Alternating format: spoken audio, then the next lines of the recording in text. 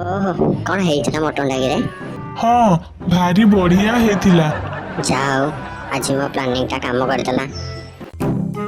ବର୍ଷା ତ ହେଲାଣି, ମଟନ ବି ତାଙ୍କର ଆସିଛି। ଭାରି ଇଚ୍ଛା ହଉଛି ଯେ ଆମ ଘରେ ତ ମଟନ ଆଜି ପର୍ଯ୍ୟନ୍ତ ଦେଖିନାହାନ୍ତି।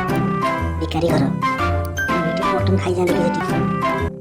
ବର୍ଷା ତ ହେଲା, ଆମେ ତମ ଘରେ ବସିକିରି ପଢିବା। ଟିକେ କଣ ପାଟିରେ ନ ପକେଇଲେ ଭଲ ଲାଗିବ? ହଁ ଚିପ୍ସ ଖାଇବା। ହଁ ହଁ।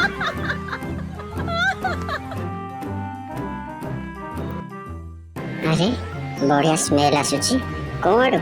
ବୋଉ ପା ମଟନ କରୁଛି। ଓହୋ ଖାଇବ ଆସରେ।